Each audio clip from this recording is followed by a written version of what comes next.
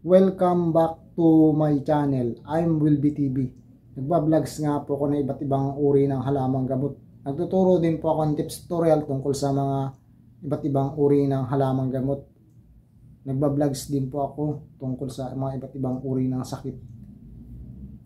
Bago ko pumpisahan, maraming salamat nga po sa mga all subscriber, all viewer. Maraming salamat po sa inyong suporta. Sana po ay patuloy ninyo suportahan yung channel ko para lalo po pong mag-grow. Para po natin matulungan na mahirap nating kababayan na umaasa sa mga libreng gamutan.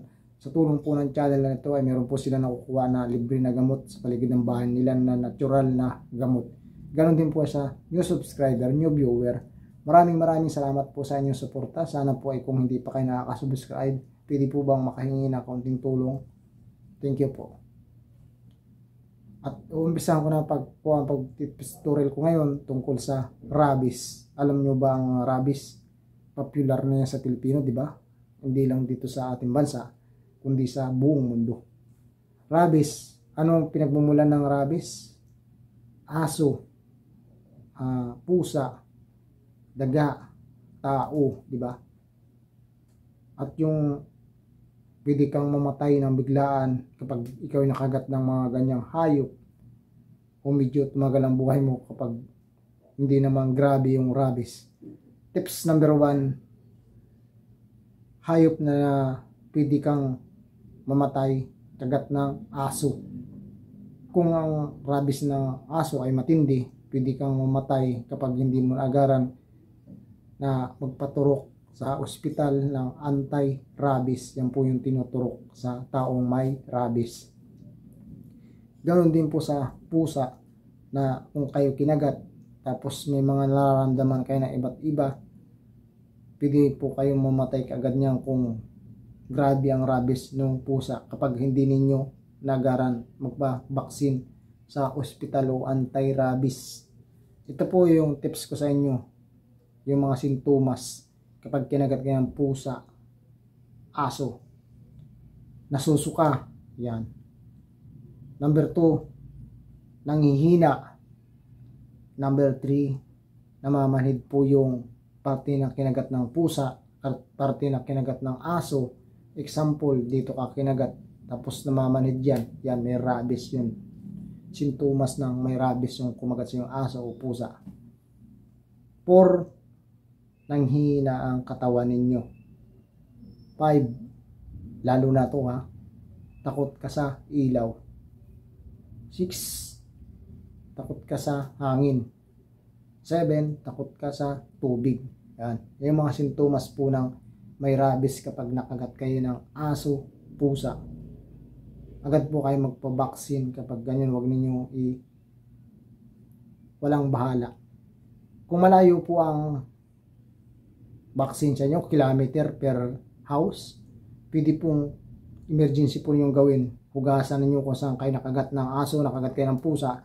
Kumuha kayo ng isang pirasong garlic o bawang sa Tagalog. Balatan ninyo. Pagkabalat ninyo, tapyasin ninyo ang dulo o hiwain ninyo ang dulo. Kung saan may hiwa ng dulo ng garlic at kung saan naman kayo kinagat ng aso, kinagat kayo ng pusa, kuskusin ninyo yung parting ganun hanggat hindi kayo na itakbo sa ospital na o magpabaksin ng anti-rabies. Emergency rin po yan kasi yan po yung nasa bahay natin, di ba? Nagluluto tayo palaging may bawang sa kusina o garlic. Yan. Yan po yung sample ko sa inyo. Yan. Tips number 3, kapag kinagat ka ng daga, pwede kang mamatay. Alam nyo bakit? Lalo na yung kung parte malapit sa ulo mo, malapit na sa utak na ko. Kapag pumunta sa utak mo yung rabies, hindi kang mamatay ng biglaan. Pero na lang kung sa mga kuko o sa mga paa, medyo malayo pa po yan sa utak ninyo. Kapag kayo nakagat din ng daga. Yung daga, di ba, super dumi. Kung saan napuntang basura, makikita ninyo dumi. Meron pa sa kanal, kadiri. Tapos kakagat sa inyo, galing sa basura yung kung ano nung kinain niya na kadiri sa basurahan. Tapos nakagat kayo sa ulo habang kayo natutulog, di ba? Ako, nakagat ako po ng daga. Ang ginawa ko, CT scan ako kung ano, kuha ng dugo. Yan, natutulog ako doon sa inaupahan namin bahay dati. Bigla akong kinagat, may panghuli ako ng daga, tapos nilagay ko doon sa baba. Ako naman tinira yun. magalaki ang gastos. Kaya mag-iwas-iwas po kayo sa mga rabies na ganyan, malaki yung gastos nyo, lalo na kung malala na, delikado. Ang mga sintomas nga po yung nasabi ko, di ba? Nasabi ko na sa inyo, kapag kayo ay mayroong sintomas sa kagat ng aso, nakakita ng pusa, ganun din yung daga. Yung mga nasabi ko sintomas hanggang number 7, agaran po kayo magpabaksin. Huwag kayo magbalang-bala. Sabihin nyo, walang pera, mangutang kayo. Mahalaga po ang buhay kaysa doon sa pera. Kasi yung pera, nandyan lang. Nandyan lang po ang pera. Kasi yung buhay natin, hindi na papalitan yan. Kasi isa lang buhay natin. Kapag kinagat kayo ng mga nasabi kong aso, pusa, daga, nako, delikado po yan. Ito pa po, tips number, ano ba ang tips natin? Tips number 2 to 3 pa. Tips number 4, kapag kayo ay nakagat ng tao, may rabies din po ang tao. Pero hindi naman kayo mamamatay ng rabies ng tao. Pero may epekto yan sa atin. May pwede tayong mangyari din. Kasi meron taong hindi tutubas, diba? Ang dilaw ng ngipin. Kapag kayo nakagat niyan, diba? Delikado. May rabies din po ang tao. Huwag po kayong tatawa sa sinasabi ko. Kang tumawa. Oo, may rabies po yung tao. Kasi isa yan. Lalo kung hindi nagtututbrush, tapos nakagat ka ng jowa mo. O nakagat ka ng kabit mo, nako, magpatingin ka sa doktor. Sabihin mo, huwag ka na mahiya. Sabihin mo, babaero ka o lalakiro ka, nakagat ka ng jowa mo. Ayun, hindi po nagtututbrush. Akong baho na yan. Hindi nagtututbrush. Excuse. Yan po yung tips number 4. Tips number 5, isa pa rin delikado na nakakamatay, yung scorpion. Alam niyo yung scorpion, nasa gubat, meron sa kahoy, sa mga kahoy na tuyo, etc. Yung, di ba yung kahoy natin na matay siya, trees na matay, tapos nagabok sa, tapos may anay din. Doon tumitira yung scorpion, o kaya sa mga butas sa gubat, butas ng lupa, sa mga butas ng bato, yung mga gubat. Kapag nakagad tayo, delikado, nakakamatay po yung scorpion. Ako magsabi sa inyo, magpabaksin din po kayo nung tetanum, hindi ko masyado kumbisado. Yun, sabi ng doktor, magpabaksin kayo kapag kayo nakagat ng mga iba't ibang uri ng hayop, kasi delikado yan. Ganon din scorpion nga, maaari kang mamatay kapag nakagat ka niyan, yung may sipit, yung nakatira sa gubat. Kinakain niya sa ibang bansa, scorpion, ginagawang perito, o kaya ginawang inihaw. Yan, delikado po yung scorpion. Kasi yung scorpion, alam ba niyo, nilalagay sa gamot, yung mga gamot na halimbawa paralyze yung katawan mo, yan pwede. Pinag-aaralan ng scorpion. Ganon din po yung centipede o alopihan sa Tagalog. Alpihan o centipede, delikado. Naku, lalagnatin ka, lalo na kung ganyan lalaki ng paa mo yung nakakagat sa'yo. Lalagnatin ka niyan, delikado po yan. Ang gamot po dyan, kapag nakagat kayo ng centipede o nakagat kayo ng scorpion, initin ninyo yung tila, tapos kung saan parte nakakagat, pang emergency lang po emergency, pero dalhin rin niyo sa hospital kasi delikado yung scorpion, saka yung alopihan. Initin ninyo yung tila ng mainit, tapos idampi ninyo kung saan kayo nakagat ng scorpion o nakagat kayo ng alopihan. Yun. Yung namamanhid kasi yan kapag kayo nakagat niyan, scorpion, alopihan.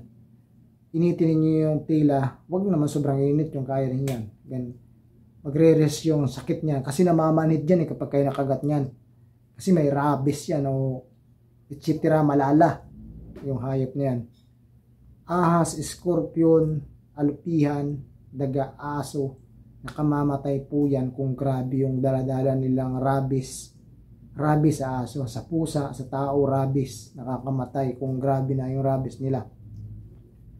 Yun namang lala, doon sa nasabi ko, scorpion, yung may sipit, di ba? Sa gubat, meron niya sa gubat, may tabi ng ilog, meron sa malalaking bato na may butas, meron sa mga malalabig na lugar o butas, scorpion, lalaki, yan. Nakakamatay po ng tao yung scorpion, yung may sipit na may itim, tapos naglalakad ng paurong, may buntot, yung ganon. May napanood kayo, di ba, sa ibang bansa na scorpion na tao, yun, delikado po yun. Magpaturok na kayo sa hospital ng antay ano ba yan, tawag yan? Yung malala, yan. malala. Ganda yung sintipit nakakamatayan o alupihan. Yan po yung tips ko sa inyo. Mga delikadong hayop na pwede tayong mamatay, pwede ma-paralyze po yung katawan natin kapag kinagat tayo. Yan po yung step ko sa inyo. Kung may alam kayo na salbularyo, agahan na po ninyo. Huwag na po ninyong pabukas-bukas magpunta na kayo sa ospital kapag kayo kinagat. Kasi pag lumala yan, lalong lalala po yung bayaran ninyo sa ospital o lalong lalala yung nararamdaman ninyo.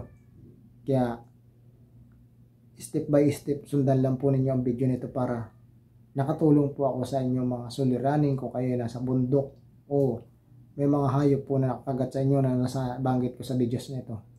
At hanggang dito na lang po, sana po ay nakatulong ako sa inyong mga problema o sa mga kagat ng hayop o mga delikado na hayop. Maraming salamat po sa inyong suporta. Sana po ay patuloy niyo suportahan yung channel ko para lalo po mag-grow. I am Will TV. Bye bye. Buhay tayong lahat.